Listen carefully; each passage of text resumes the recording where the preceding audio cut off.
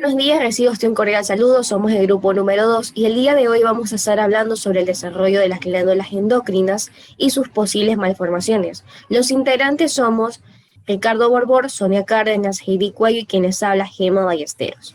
Para dar el estudio de la tiroides debemos iniciar hablando sobre su desarrollo embriológico. Esta glándula tiroides es el primer órgano endocrino que se va a desarrollar en el embrión. Comienza a formarse por debajo de la influencia de las vías de señalización de los FGF aproximadamente en el día 24, después de la fecundación, a partir de engrosamientos endodérmicos en la línea media en el suelo de la faringe primitiva. Bueno, este dicho engrosamiento va a formarse con rapidez una pequeña vaginación que va a corresponder a lo que es el primordio de la tiroides. Luego, alrededor del día 24 al día 32, va a surgir de un engrosamiento el epitelio del endodermo ubicado en la base de la línea media embrionaria faringea, que va a corresponder a la base de la lengua, que es el agujero ciego. Luego, en la tercera y la cuarta semana, a medida que el embrión y la lengua van a crecer, van a hacer que la glándula tiroides del desarrollo va a descender posándose por delante del hueso hioides y también de los cartílagos laringeos en desarrollo. Durante un breve periodo de tiempo, la glándula tiroides se va a mantener conectada por la lengua con un conducto que es el conducto tirogloso. Al principio del primordio de la tiroides va a ser un poco hueco, pero poco tiempo este de aquí se va a convertir en una masa celular bien sólida que se va a dividir en óvulos derecho e izquierdo y van a estar conectados por sí con un istmo de la glándula tiroides, como lo podemos ver en esta imagen. Este de aquí se va a localizar delante del segundo y el tercer anillo traqueal en desarrollo. Ya para la séptima semana, se ubica en el tercero y en el sexto anillo traqueal en la parte anterior de la tráquea, como lo podemos también ver aquí.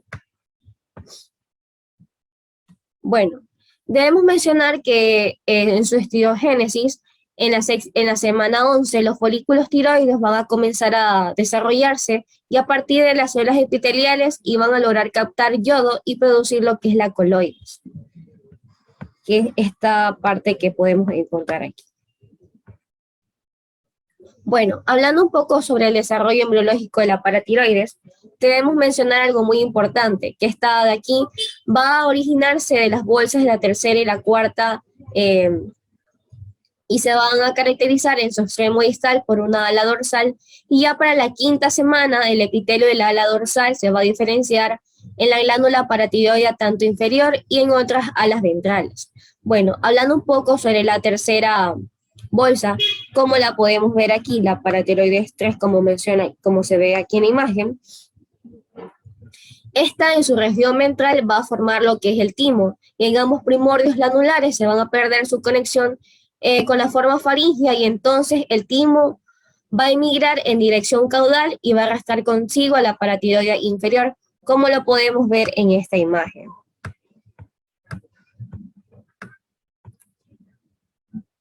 Y ya con la cuarta bolsa, el epitelio de la región dorsal de la cuarta bolsa faríngea va a producir lo que es la glándula paratiroides inferior. Y esta de aquí, pues en su región ventral, en la cuarta bolsa, pues va a dar origen a lo que es el último braquial, y más tarde se va a incorporar con la glándula tiroides y va a originar a lo que son las células parafoliculares, o también denominadas como C de la tiroides. Bueno, yo voy a hablar sobre lo que sería el desarrollo embriológico de las glándulas eh, suprarrenales. Tenemos que va a tener dos orígenes diferentes, tanto la corteza como la médula. ¿Por qué? Porque la corteza va a tener el origen de lo que sería a partir del mesodermo de la cresta urogenital. En cambio, lo que sería la médula va a tener origen de lo que sería la célula de la cresta neural. Tenemos que a lo largo de lo que sería la sexta semana, la corteza va a aparecer un grupo de células mesenquimales al lado del embrión, entre lo que sería la raíz del mesenterio dorsal y lo que sería la gona en desarrollo. O sea, tenemos que sería que la primera oleada va a ocurrir en la sexta semana y va a formar lo que sería la corteza fetal, que ahí van a estar lo que sería el 80% de las células reticulares que vamos a estar aquí. Ok, tenemos que ya durante la séptima semana vamos a ver que hay una migración de células de la cresta neural que formarán más adelante lo que serían las células cromafines que van a estar en la médula. Ok, entonces tenemos que eh, inicialmente lo que sería las células de la cresta neural forman una masa, lo que sería el lado medial de la corteza embrionaria, por ahí.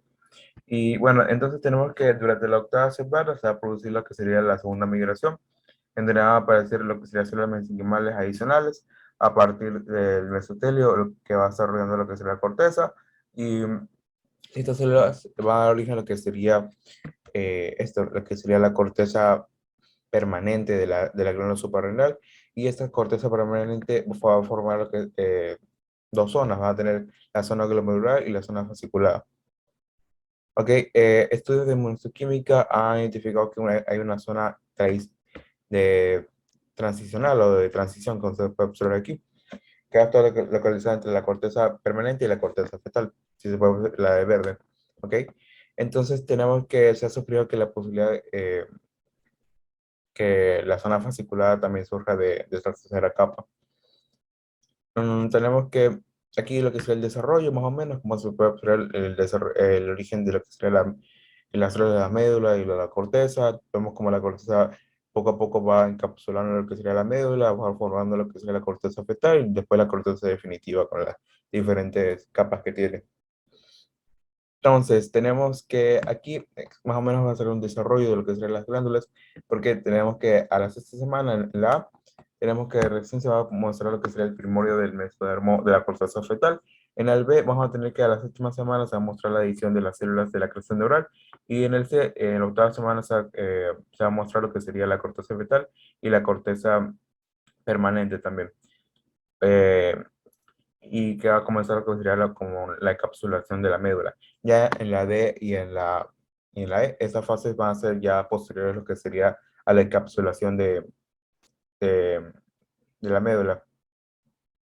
Tenemos que en la F, la glándula suprarrenal ya es un recién nacido y muestra como que sería la corteza fetal, va a presentar también lo que sería las zonas de la corteza permanente. Ya en la G, al año de vida, la corteza fetal ha desaparecido casi por completo y en la H ya tenemos que ya esta persona ya tiene 4 años y se muestra más o menos lo que sería el patrón de las zonas corticales, las zonas corticales de un adulto.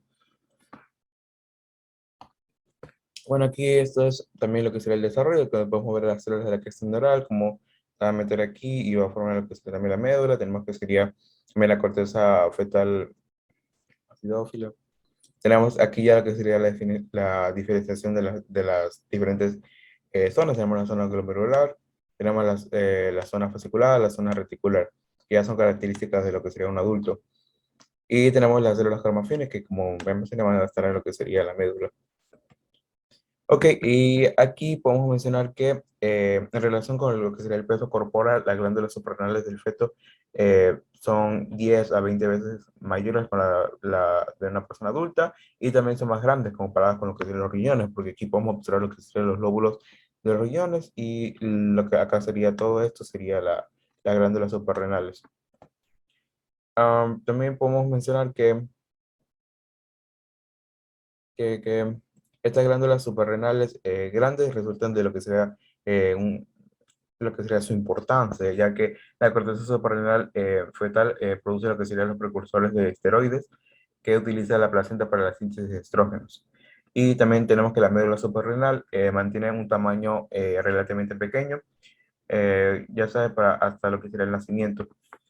También tenemos que mencionar que las glándulas suprarrenales van a disminuir rápidamente su tamaño a medida que la corteza fetal regresa durante el primer año. Las glándulas suprarrenales pierden aproximadamente lo que sería la tercera parte de su peso durante los 2 o 3 semanas después del nacimiento y no lo vuelven a recuperar hasta lo que sería el final del segundo año. Aquí tenemos lo que sería un corte histológico más o menos de las células donde podemos observar las células cromafines, que son estas bolitas aquí, y tenemos las células ganglionarias simpáticas. También tenemos que sería la cápsula, la zona definitiva, la zona intermedia y la zona fetal.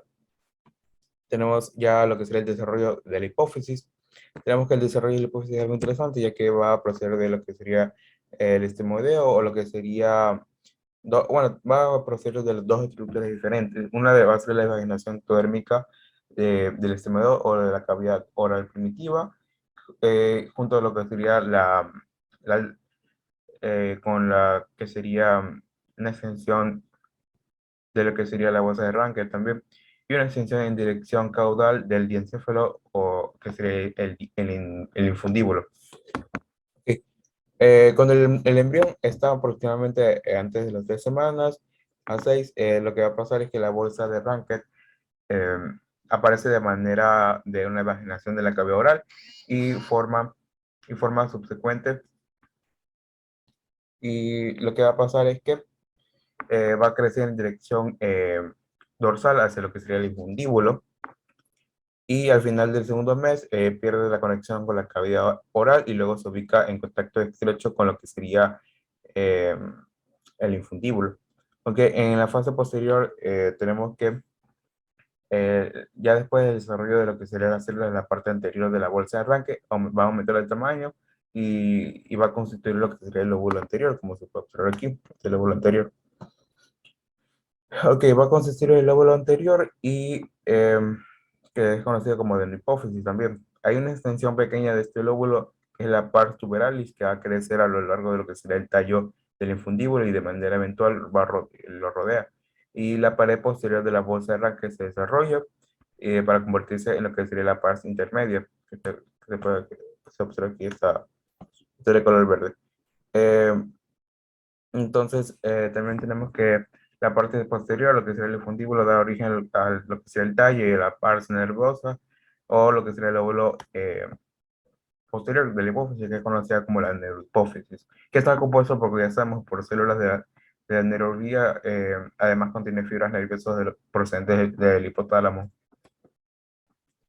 Aquí lo mismo, tenemos ya esta es una imagen de Moore, donde podemos observar el mismo desarrollo, donde podemos observar lo que sería el lóbulo anterior, la parte intermedia, lo que sería ya la constitución de la hipófisis, lo que tenemos la parte anterior, tenemos la parte intermedia y la parte nerviosa o el lóbulo posterior, también conocido como neurohipófisis. Aquí tenemos lo que sería la constitución, la parte intermedia, la adenohipófisis y la neurohipófisis. Acá tenemos un corte histológico que también podemos observar que tiene una distinción de hematocilina y eosina. Podemos ver que son un poco acidófilas y un poco basófilas las células. Tenemos el desarrollo embriológico del páncreas. Bueno, entonces el desarrollo embriológico del páncreas se desarrolla lo que sería entre las capas del mesenterio desde la yema pancreática dorsal y ventral del ectodermo, que se origina a partir del extremo caudal del intestino primitivo, como sabemos. Entonces, la mayor parte del páncreas procede de la gran yema pancreática dorsal, que aparece, aquí se puede observar, entre la yema dorsal, que aparece al inicio y se desarrolla una cola distinta por encima de la yema ventral. Entonces, tenemos que la yema pancreática ventral, la que está aquí ubicada, esta pequeña que, y tenemos también la yema dorsal, que está al otro lado. La yema pancreática ventral pequeña se desarrolla en la proximal de lo que será la zona de la entrada del colédoco en el duodeno y va a crecer entre las capas del mesenterio ventral. Y a medida que, como se observa aquí, el duodeno va rotando hacia la parte derecha, adquiere una característica de configuración en C. Y la yema pancreática ventral comienza a desplazarse dorsalmente junto con el colédoco, y al poco tiempo se sitúa por detrás de lo que sería la llama pancreática dorsal y después a fusionar. Acá podemos ver que ya más o menos se está fusionando, porque aquí ya tenemos la parte dorsal y la parte ventral. Estas son como ya se han fusionado. Entonces tenemos que la llama pancreática ventral forma lo que sería el proceso uniforme y la parte de la cabeza del páncreas, y a medida de lo que sería que el estómago, como se puede observar aquí, y el duodeno y el mesenterio ventral rotan, el páncreas queda situado más o menos en la cavidad abdominal dorsal, como se puede observar aquí. Cuando las llamas pancreáticas se fusionan, sus conductos se anastomosan. Aquí podemos ver cómo va girando, se va fusionando. Entonces, ya a medida que se anastomosan, el conducto, lo que sería el conducto pancreático, se forma a partir del conducto de la yema ventral y de la parte distal del conducto de la yema dorsal. Tenemos que la parte proximal del conducto de la yema dorsal persiste a menudo a modo de conducto pancreático accesorio y que se abre a la papila duodenal como 2 centímetros por encima del conducto principal. Este es el conducto pancreático accesorio y este es el conducto pancreático. Acá está lo que sería el colédoco, la cabeza del páncreas, que procede de lo que sería la llamada pancreática ventral. Hay que mencionar que el páncreas tiene ya sabemos, cabeza, cuerpo y cola. Bueno, los dos conductos suelen comunicarse entre sí y bueno, pero hay que pasar o que aproximadamente el 9% de las personas los conductos pancreáticos no se fusionan, por lo cual hay dos conductos de este tipo, entonces no se van a fusionar. Gracias.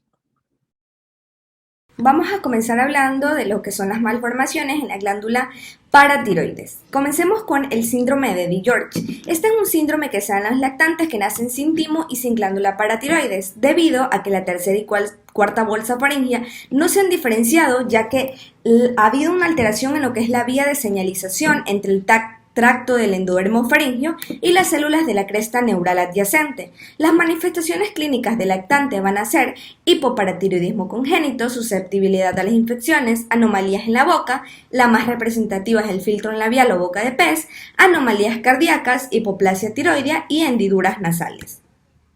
Como se observa en esta imagen, el síndrome de George lo que representa es una ausencia de lo que son las glándulas paratiroideas, y también presenta lo que es un tejido glandular ectópico. En esta imagen donde vemos al infante observamos lo que es el filtro labial o boca de pez. Causa de esta malformación o de este síndrome principalmente se debe a la microlesión en la región Q11.2 de lo que es el cromosoma 22. También puede ser por mutaciones en los genes HIRA y UFDIL.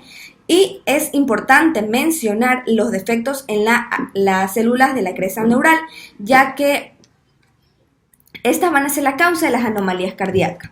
Cuando hablamos de las alteraciones faciales, se deben a un desarrollo anómalo de lo que ha sido el primer arco a causa de una destructuración en lo que es las células de la cresta neural.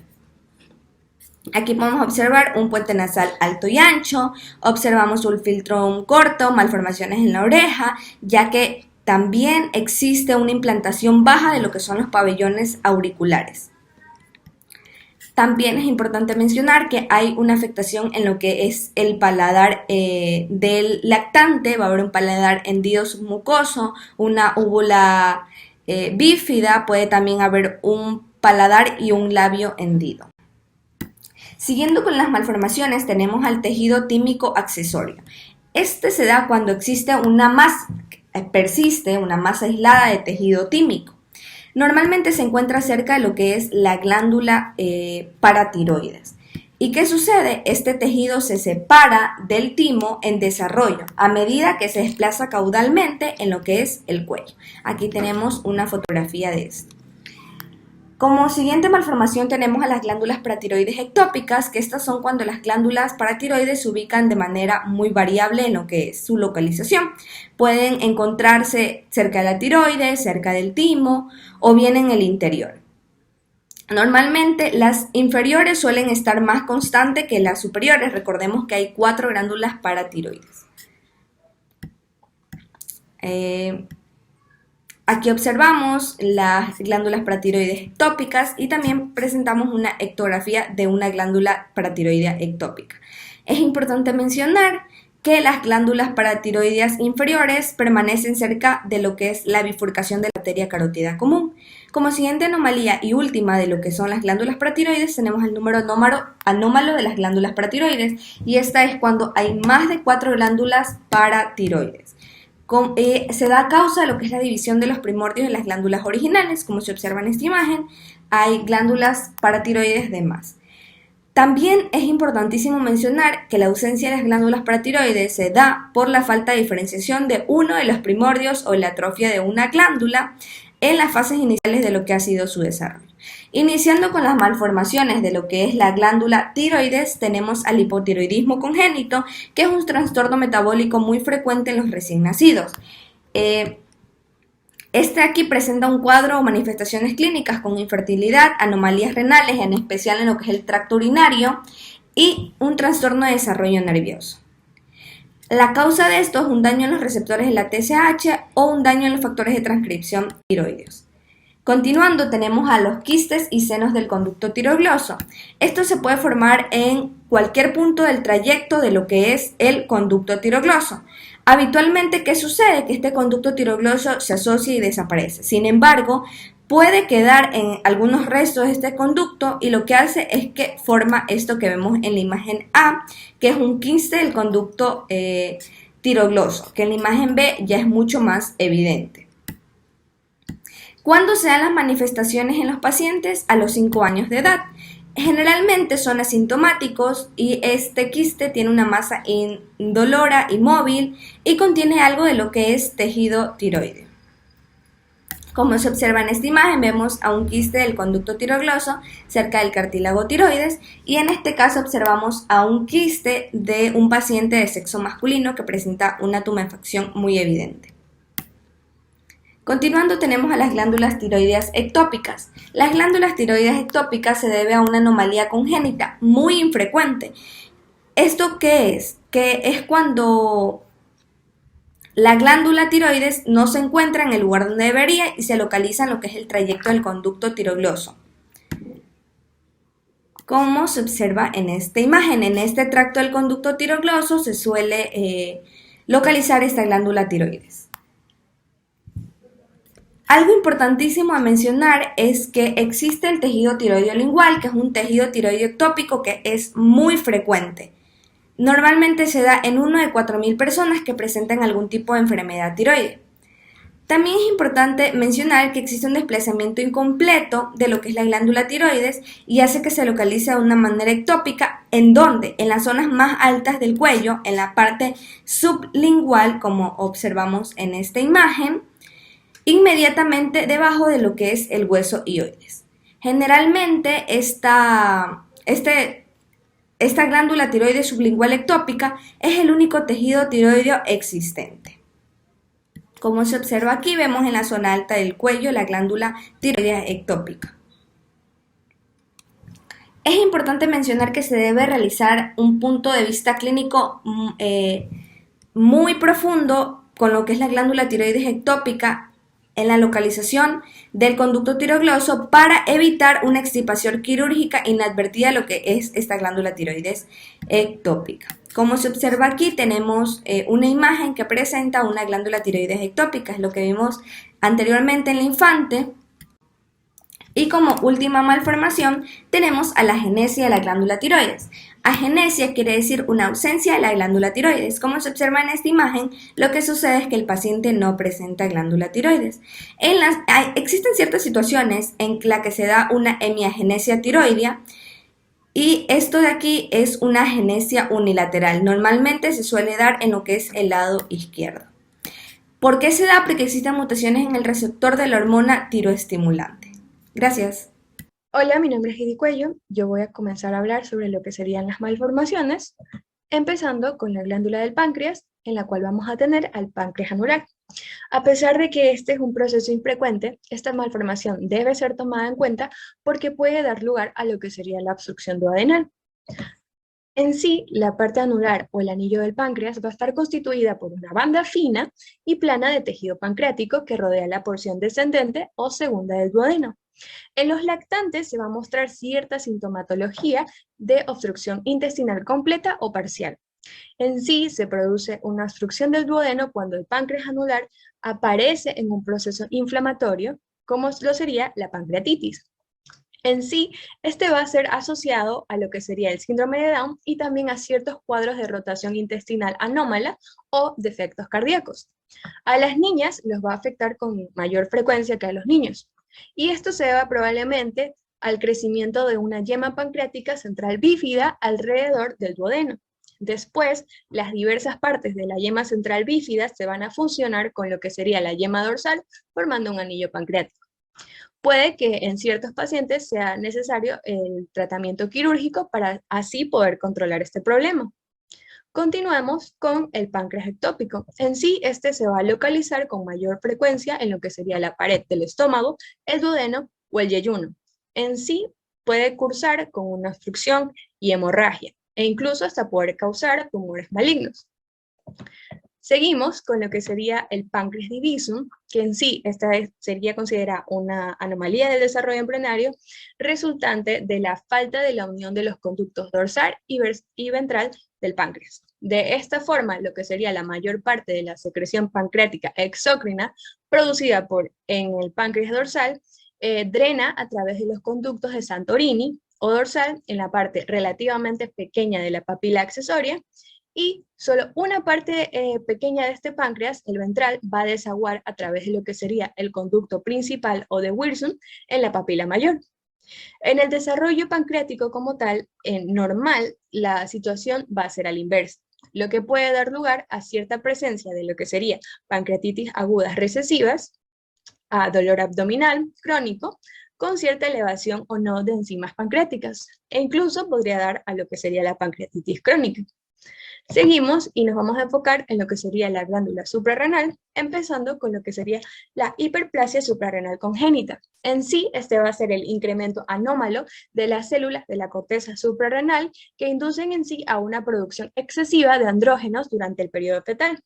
En los fetos que son de sexo femenino, este problema en sí es causado cierta masculinización en lo que serían sus genitales externos, y en los fetos del sexo masculino afectados van a presentar genitales externos normales. Pero en sí esto se puede dar a lo que sería la primera parte de su infancia, pero a lo que pase el tiempo, a lo largo de su niñez, el exceso andrógeno va a estimular en sí en ambos sexos un crecimiento rápido y en sí una maduración esquelética acelerada. También quisiera presentar otras malformaciones. Como tal, en sí no encontré muchas imágenes, pero quisiera dar un pequeño resumen de ellos. Vamos a tener a lo que sería el síndrome androgenital, que en sí está asociado a lo que sería la hiperplasia suprarrenal congénita, de ciertas siglas HSC, que se van a manifestar de diversas formas y se pueden correlacionar con distintas deficiencias enzimáticas en la biosíntesis del cortisol. En sí, la HSC es relativamente un grupo de trastorno autosómico recesivo que va a inducir a la virilización de los fetos de sexo femenino. En sí se debe a una mutación genética determinada por el gen 21 hidroxilasa citocromo P450C21 esteroide, con cierta deficiencia de las enzimas de la corteza suprarrenal que son necesarias para la biosíntesis de diversas hormonas esteroides. La reducción de la producción hormonal es la causa de un incremento en la liberación de la corticotropina por cierta parte de la adenipófisis con la HSC y la producción excesiva de lo que serían los andrógenos. Seguimos con lo que sería la hipoplasia suprarrenal congénita, que como tal, esta anomalía se va a caracterizar porque existe un déficit de lo que sería el desarrollo de la corteza suprarrenal que puede afectar a la corteza fetal. En este cuadro variable puede incluir típicamente cierta insuficiencia suprarrenal con la pérdida de lo que sería la sal perinatal, el hipogonadismo, lo que sería el hipogonadotrófico, al llegar a lo que sería la pubertad, la alteración salina, también va a haber puede ser hasta grave, y también van a existir dos tipos básicos, el tipo anencefálico, que está asociado con lo que sería la anencefalia, y el tipo citomegálico, que es de cierta causa desconocida, pero va a presentar ciertos cúmulos de células gigantes acidófilas. También hay ciertos casos hereditarios que pueden ser transmitibles ligados al X y van a afectar a lo que sería el gen DAX1, o más raramente se pueden transmitir de modo autosomático recesivo. Y con eso termino. Muchísimas gracias.